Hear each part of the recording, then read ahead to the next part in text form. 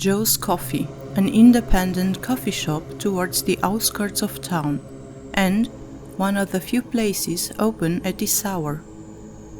As I gathered myself by the entrance, my fingers brushing against the stainless steel handle, I became acutely aware of my thirst. I took a moment to breathe before entering. The chalkboard open sign clattered against the glass door, and the aroma of hot beverages swirled around me. The interior of the venue was enigmatic.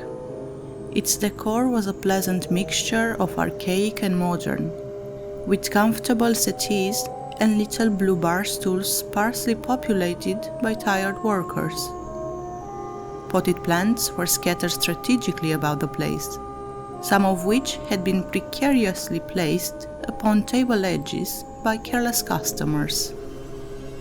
A bright-eyed barista, one that I had never seen before, greeted me as I approached the counter.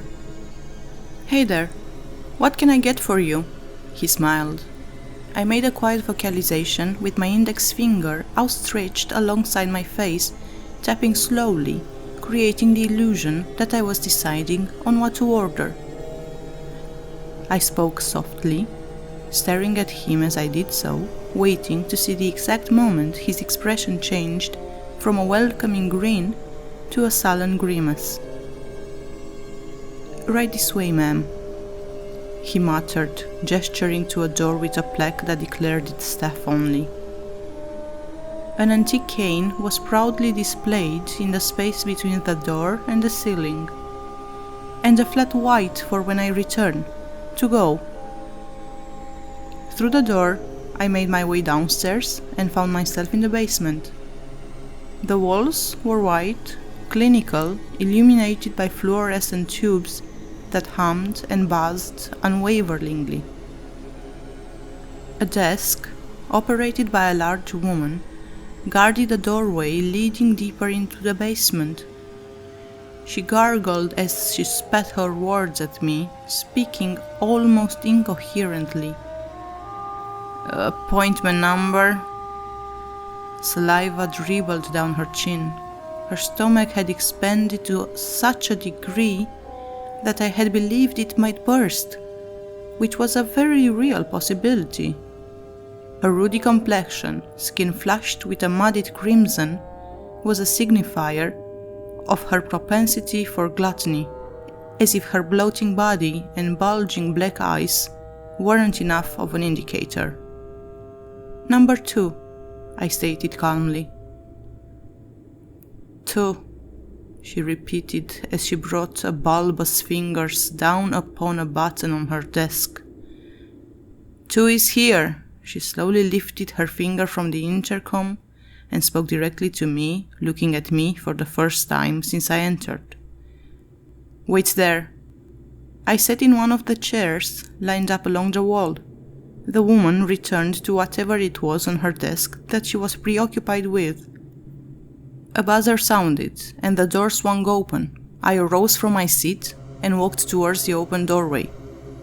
The woman, of whom the nameplate on her desk read Beatrice, seemed to not notice me as I sauntered past, her anthracite eyes fixated on a celebrity gossip magazine. The second room of the basement was just as clinical, though I was enthused to see a friendlier, more familiar face. "Hello again, Anna." A smiling, mustached man greeted me, adjusting the lapel on his jacket. "Hello, Joseph. What's going on with the new receptionist?" "Never mind, Beatrice," Joseph chuckled. "She's a cranky bloater, but she'll keep out any trouble. Anyway, you're a lucky girl, Anna. You get to be the first to sample the latest beverage." Joseph was always incredibly enthusiastic about his work. He had every reason to be. He loved being able to claim the title of the most ethical source of blood in the city, even though the bar was not set particularly high. Joseph gestured towards a bedraggled man sat in a comfortable armchair, his forearm connected to a series of tubes, those tubes leading through a machine next to another armchair. The man gently waved at me with his free hand, subtly smiling. He smelled unclean. He seems happy, I joked. Of course he is. He gets free coffee, and he gets a bed for the night. You old charmer. I took a seat in the empty chair, placing the largest tube against my lips. Ready whenever he is, Joe. Joseph spoke to the homeless man, reassuring him, then flicked on the machine.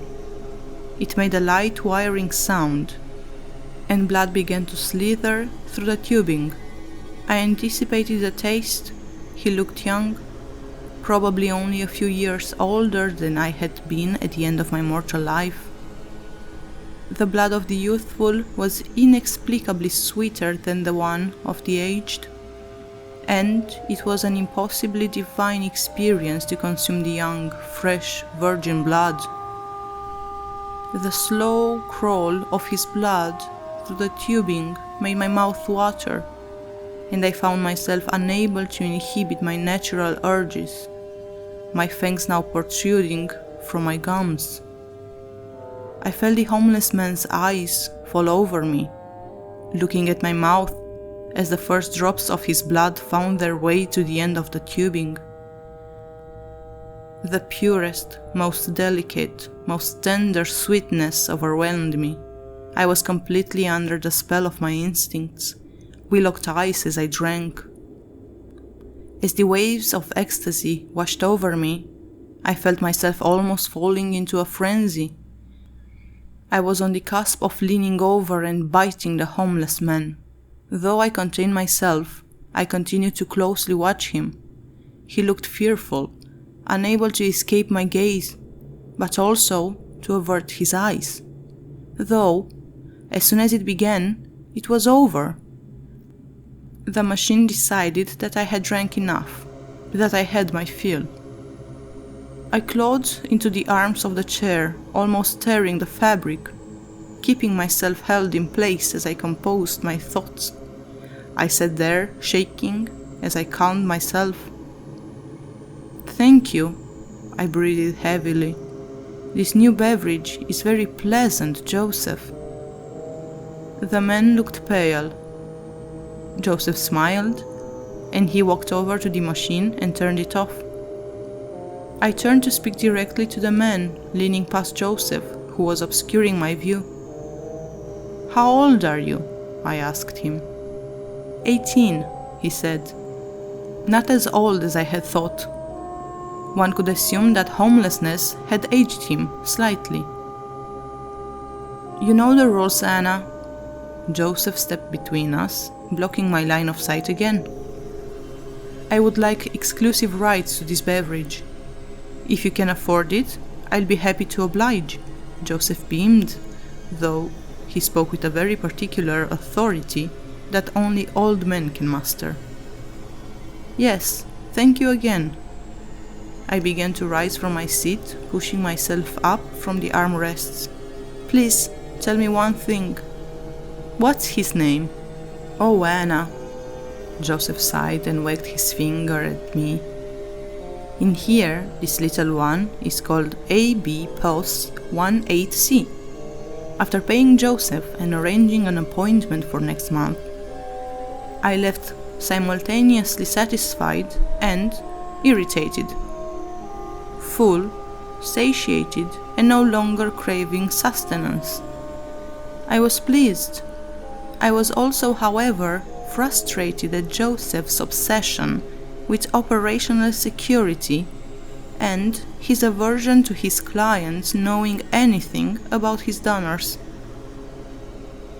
Having been a loyal customer of his for a number of years, I felt betrayed that Joseph wouldn't grant me this one luxury. Perhaps he would change his mind at the time of my next appointment. I hoped, but I knew that this wasn't particularly realistic. AB Post 18C. I rolled the code that made up Joseph's naming convention around in my head. A simple enough method of classification, blood type, age, and a letter to signify Joseph's rudimentary identification of a human's economic status. The C indicated the man's homelessness. I mulled over my decision in my mind to acquire exclusive rights to this donor. I had heard tales of others developing an obsession with feeding on a certain individual, or those of a particular bloodline. I was sure that, as Aby lost his youth, I would lose my taste for his blood. It would simply be a temporary luxury, not something that I would be affected by long term. As quickly as that, I had cemented my decision in my mind to follow through with my contract with Joseph. After returning to the ground floor of the coffee shop, I grabbed a drink from the counter that had been left for me and ventured into the night. I passed another of my kind entering Joe's coffee, and we shared a smile and a knowing look.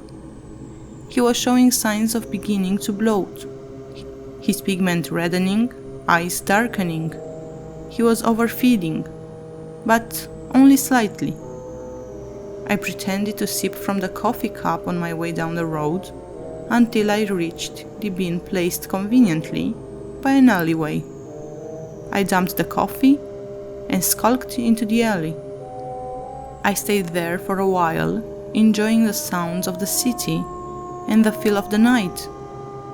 The thought of my beverage slipped forwards from the back of my consciousness, again occupying the spotlight of my mind. I felt myself coming up with a pseudonym for AB POS 18C. The POS 18C section of his classification spelled Poe, and I toyed with the idea of referring to him as Edgar, in reference to one very famous poet. It seemed somewhat counterproductive to give a male an affectionate nickname, but the taste of his blood was completely unique. I felt unable to avoid this obviously unhealthy idea. Nevertheless, I shall have him,